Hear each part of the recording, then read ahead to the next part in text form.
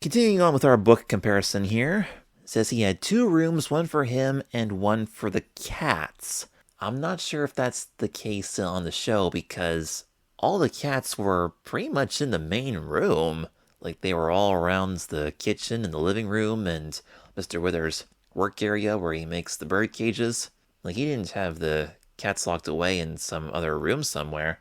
But in terms of the book, I'm a little confused as to how Harriet could see all of that from the skylight view. Like, which room is the skylight hanging over? The main room where Mr. Withers works? Or the other room with the cats?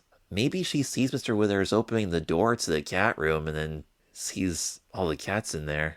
But then she'd have a hard time counting how many cats there are. Maybe he heard Mr. Withers talking about his cats to somebody, but no, that wouldn't really make any sense either because he's a hermit. A lot of questions. But the book does in fact confirm the birdcage thing, so that's good to know. It says in the kitchen there was one glass, one cup, and 26 plates all stacked up. Let's go back now to episode 4 and take another look at that kitchen. Yeah, I don't see 26 plates all stacked up anywhere. They're probably in one of the cupboards. Actually, there are a few plates over there by a sink, but they're not stacked neatly. And I don't see one cup anywhere, at least not from this angle. Or maybe that's the cup there in the sink, that little yellow thing. That yellowish, whitish thing, whatever that is. So the show seems to show a lot more things in the apartments than what they're depicting in the book. But it is true that Mr. Withers only has one fork. Because remember, Harriet opened the drawer and said, "Lone fork, I salute you." Kinda makes sense since the book says that he only has one glass and one cup, so he only has one fork. I guess that works. And then Harriet wondered if he ate exactly the same food as the cats, or different food. Mr. Withers did show us the cat food that they eat, but we haven't seen him eat anything yet. So that's it for chapter 3. Let's see what happens in chapter 4. Okay, so in chapter 4, right after Harriet spied on the boring Mr. and Mrs. Robinson, which we haven't met yet on the show, the book says she headed over to Harrison Withers' house. She liked to look at the bird cages he made, but more than that, she intended to be there when he got caught. The health department was forever trying to get in to catch him because he had too many cats, but Harrison Withers was very crafty. Whenever his doorbell rang, he looked out the window, and if the man ringing the bell wore a hat, he never let him in. All the men in the health department wore hats, and Harrison Withers didn't know anybody who wore a hat. Interesting. So, in the book they're calling it the health department, but on the show it's called animal control. Makes me think of Animal Control from Curious George. But yeah, there's definitely a looming situation in which Mr. Withers is trying to protect his cats from being taken away by the authorities. So that's definitely accurate.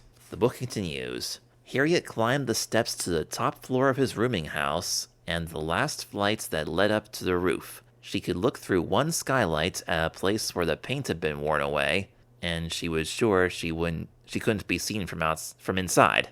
Did they paint skylights in the old days? Like, was it some kind of transparent paint to kind of blur out the skylight a little bit, but still let light in? Was it something like that? I don't know. Or was it completely painted over so that there was hardly any light going in at all except where the paint was peeling? Not sure. She peered down. As she did, she remembered that she had planned to watch him in the supermarket to see if he lived on kidneys like the cats. So these cats eat kidneys, huh? The cats were all milling around. She went to the other skylight. Sunlight flooded the other room, but here caught glints from her tools, from the tiny shining minarets which topped the cages. Harriet liked to look at this room. The cages were beautiful soaring things, and when he was in this room, Harrison Withers was a happy man. Yeah, I was wondering about that. If there being two separate rooms in the apartment, one for Mr. Withers and one for the cats, like which one would Harriet be spying on? But I guess there's more than one skylight in this version. Okay. It's different from the TV show where Mr. Withers and the cats kind of share the same big main area of the apartment. Harriet liked to watch him work, admired the patience which allowed him to sit bent over for hours, twisting minuscule wires around ridiculously small connections. Oh, what luck! Harrison Withers was just coming through the door with a big shopping bag. Now she could see what he ate. The cats all followed him into the kitchen as he started taking things out of the bag. They started mewing and rubbing against his legs as he took kidney after kidney out of the bag. "There now, children," he spoke to them gently. He always spoke very softly. "There now. We're all going to eat now. Hello, everybody. Yes, hello. Hello, David. Hello, Rasputin. Yes, Goeth, Alex, Sandra, Thomas, Wolf, Pat, Puck, Faulkner, Cassandra, Gloria, Circe, Koufax, Mary Jane, Willie Mays, Francis, Kokoshla? Or wait, what is this? Kokoshka, perhaps? Donna, Fred, Swan, Mickey Mantle, Sebastian, Yvonne, Jerusalem, Dostoevsky, and Barnaby. Hello.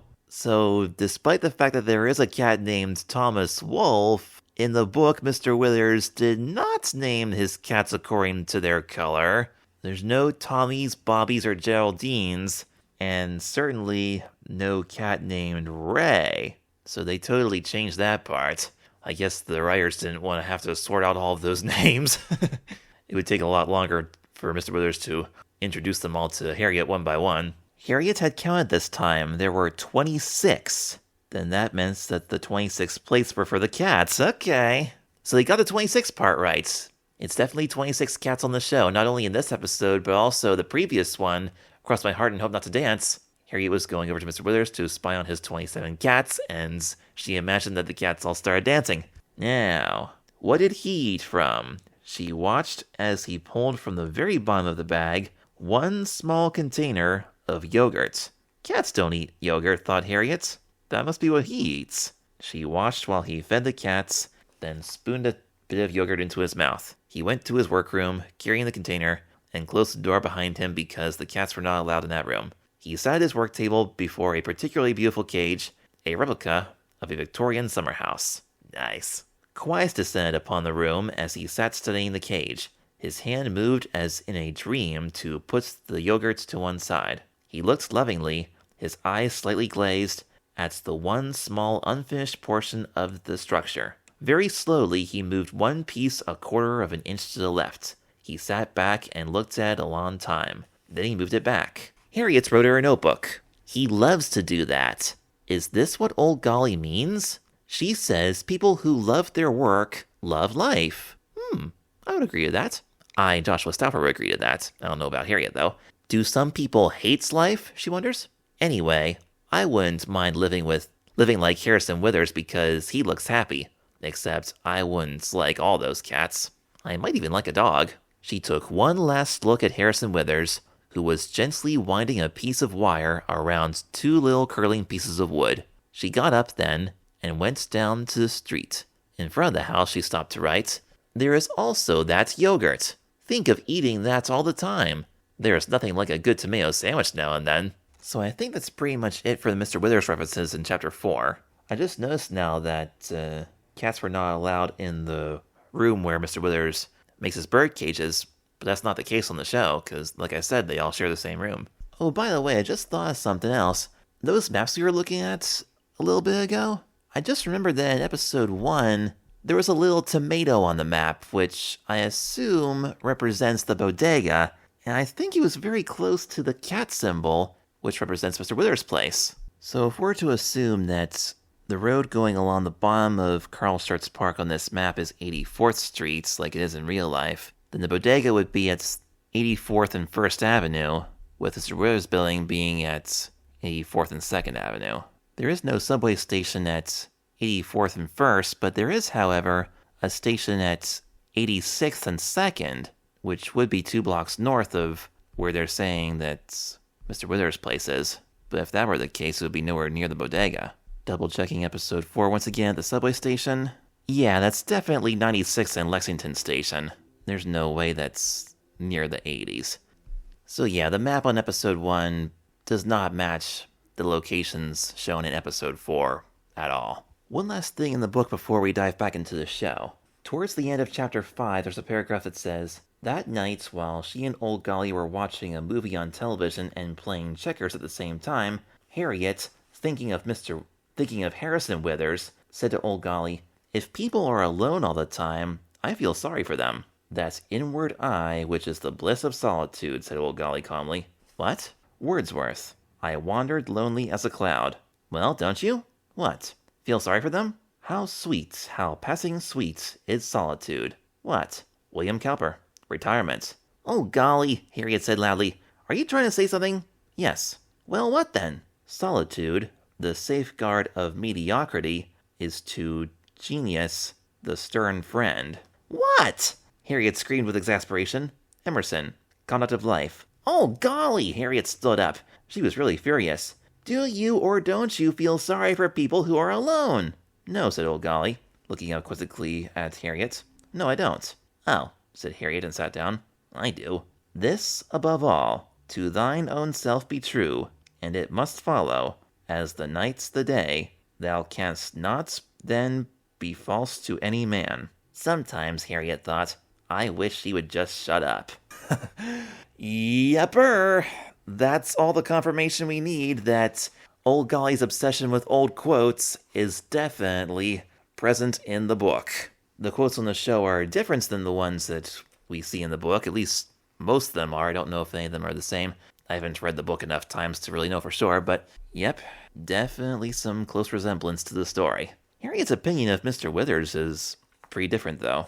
In the book, she feels a little bit sorry for Mr. Withers because he's alone all the time, but here, on the Apple TV show, episode 4, she's actually, how can I say this? I don't want to, not really jealous, but she kind of thinks that Mr. Withers hasn't made in the shade because he gets to be alone and shove himself away from this rotten world.